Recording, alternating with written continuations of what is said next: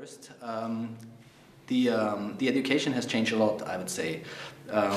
Years ago, we were starting with education in radio, TV, print media, and yeah, then the online area came to it. But we suddenly, I would say 2 or 3 years ago, we started to overthink the concept of just doing one media at a time and preparing people for one media at a time. So we started to think of taking a different perspective on the education. So today we try to not educate people for radio or for TV or for the online media. We start to educate them for writing, speaking, doing motion pictures. So we go back to the media, to the basic media like speech and stuff and writing, and to prepare them to use these things for all kinds of media. So not only to be prepared especially for radio or for print or something, because we think that the media in the next 10 to 20 years will change way more than it did the last 30 years. So we cannot be sure that in the next 20 years we are doing online media or also radio like before. We cannot be sure about that. So we try to prepare people for the things we think that last, and which the things that last are, of course, writing, of course, talking, speaking, of course, making pictures, doing motion pictures and stuff. The role changes. We can also not be sure where it's going exactly. We know that there are more roles in one person, like doing camera, doing pictures, and also writing, and also doing moderation stuff. And so there are more roles in one person, but it's not decided yet whether it will be the one or the other thing. So the roles are not defined yet, I'd say. But there will be a lot, and people need to be prepared for a lot of combinations in these roles. Of course, the online media right now, because we know that a lot of the media is going to be online, especially the print media is losing readers daily to online media.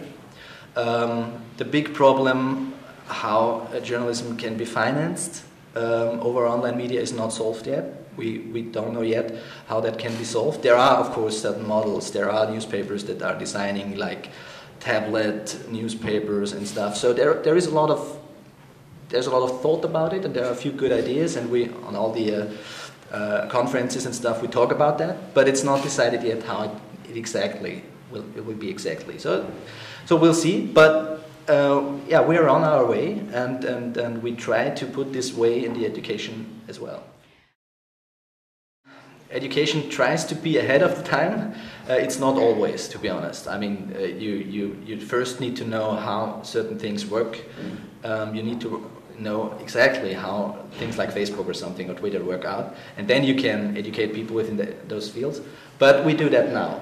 I would say we do that since, I don't know, 1 or 2 years, and the things rose up like 3 or 4 years. So we needed a little more time to prepare for that, but by now we're doing it. Yes, and of course it's crucial for journalists to like use social media platforms also to spread their own writings, their own all the stuff they produce for journalistic media. And there are certain media where you don't get even a job if you do not Twitter, or if you don't have a Facebook account, and if you don't do your journalistic job over those platforms, like Die Weltgruppe, for example, in Germany, which is a big one. Springer Media and stuff. You don't get a job there. I read an interview yesterday with the editor-in-chief, and she said nobody that doesn't Twitter or have a Facebook account and uses it for journalistic things will get a job in my newspapers. So I would say I wouldn't say it's a problem. Citizen journalism is an important thing, but the crucial question is what is good for what.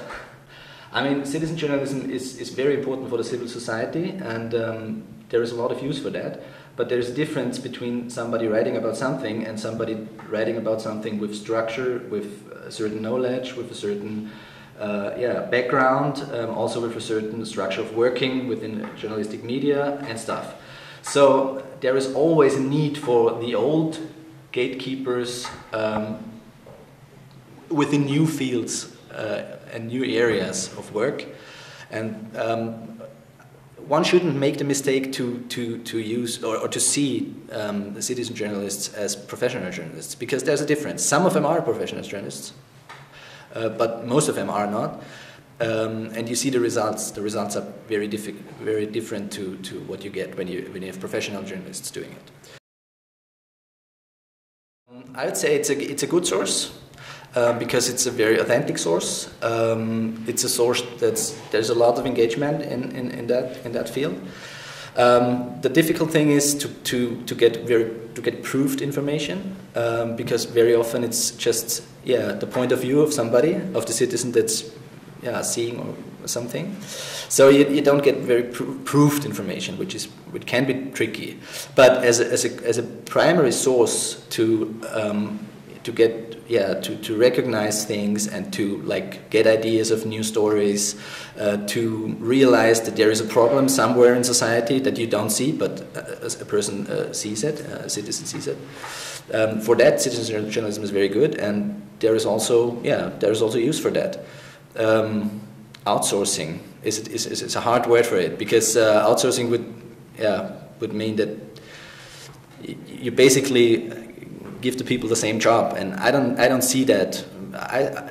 If you give citizen journalists guidance, like what, for example, the Guardian does in Great Britain, they have like 4,000 or 5,000 users that do data journalism for them, that analyze data, but the guidance comes from the professional journalists. Then I'd say it's a big help for journalism. So you can use the civil society and the power of the civil society to underline what you do, to get to help them. And this is a big help if it comes to resources, because you can't, analyze 100,000 numbers with free journalists. But if you have 5,000 people doing the work for you and helping you, and you give them the guidance, you say what they should. What should they do, and how should they work?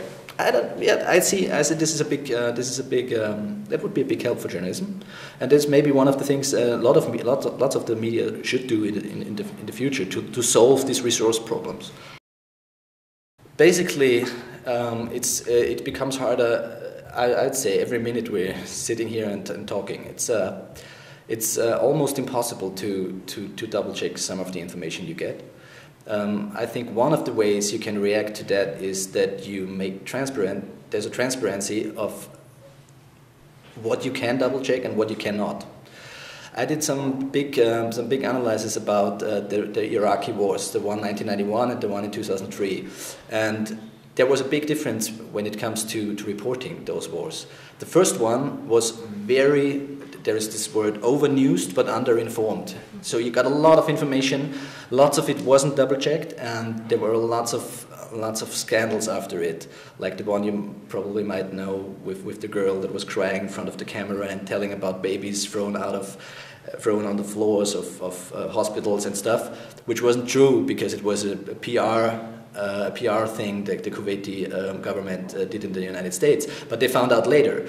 So there were lots of scandals where unproven information got to the people, and this was slightly better in 2003. In 2003, the whole thing was not in quantity. The quantity of journalism was less. You didn't read as much, you didn't see as much, but I'd say that the quality was slightly better, and it was more transparent if there was a journalist and he says or he writes, or she says she writes, I was there, I saw this, but I cannot prove that because. Or we saw this, we got the information that, but we cannot prove because. Of course, it's not a great thing for journalism that you can prove any information you get. Of course not. But it's better than telling people something you can't prove and telling them you did, because that's what's basically happened, like in the Iraqi war 1991. So that was one way, maybe make things more transparent. And the other thing is, of course, trying to get more citizens involved, because more perspectives on things give you a better idea of what happened. You get more different angles on the same thing, so that might be a new possibility. of solving this problem. But it's not really a solution. I mean, it's just things to, it's just ways to make it slightly better.